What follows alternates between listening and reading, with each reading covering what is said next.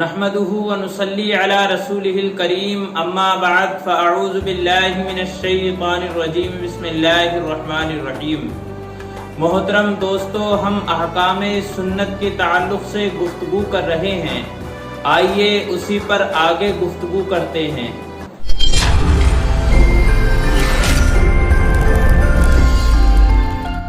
رسول اللہ صلی اللہ علیہ وسلم کی نافرمانی سے بڑی سخت مصیبت آتی ہے، جیسا کہ جنگ احد میں رسول اکرم صلی اللہ علیہ وسلم کی نافرمانی سے شکست ہو گئی اور بہت سے لوگ شہید ہو گئے۔ قرآن مجید میں اللہ تبارک و تعالی نے ارشاد فرمایا کہ تحقیق اللہ تبارک و تعالی نے تم سے اپنا وعدہ سچ کر دکھایا ہے کہ تم اس کے حکم سے انہیں اپنے ہاتھوں سے کاٹنے لگے، یہاں تک کہ تم بزدل ہو گئے اور کام میں جھگڑنے لگے اور اس کی نافرمانی کرنے لگے۔ اس کے بعد کہ اس نے تمہیں تمہاری چاہت کی چیز دکھا دی، تم میں سے بعض دنیا چاہتے تھے اور بعض کا ارادہ آخرت کا تھا، پھر تمہیں ان میں سے پھیر دیا تاکہ تمہیں آزمائے، اور یقیناً اس سے تمہاری لغزش کو درگزر فرمایا۔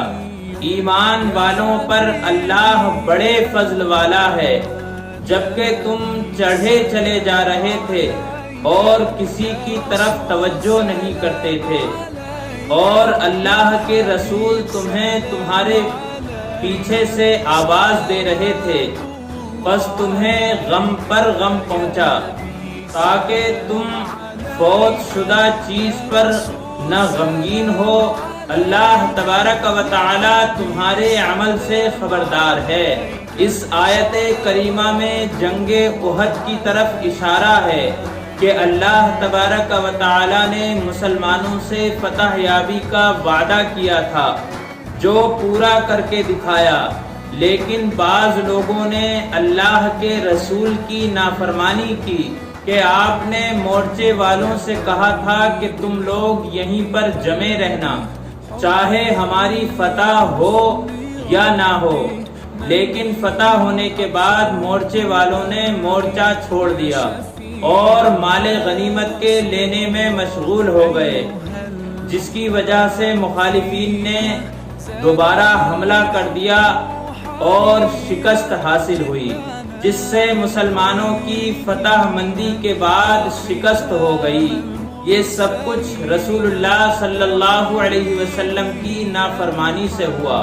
دوستو، ہر کام میں سنت رسول صلی اللہ علیہ وسلم کی پیروی ضروری ہے، اور اسی میں ہم سب مسلمانوں کا امتحان بھی ہے۔ جو لوگ اس میں پورے اتریں گے وہی پورے مسلمان ہیں، اور جو لوگ اتباع سنت میں کچے ہوں گے وہ پکے مسلمان نہیں ہیں۔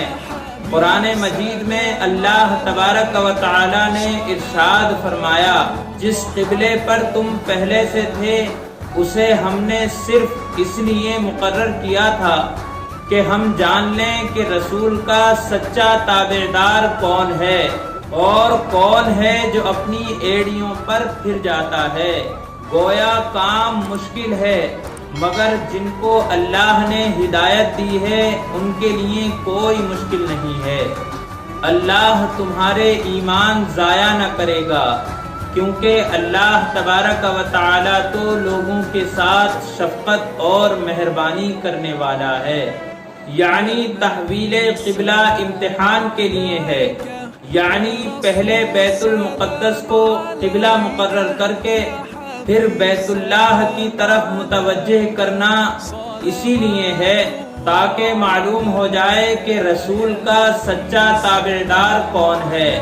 جنہوں نے نبی کریم صلی اللہ علیہ وسلم کی تابعداری نہیں کی اور بیت اللہ کی طرف متوجہ ہو کر نماز نہیں پڑھی، وہ سچے مسلمان نہیں ہیں۔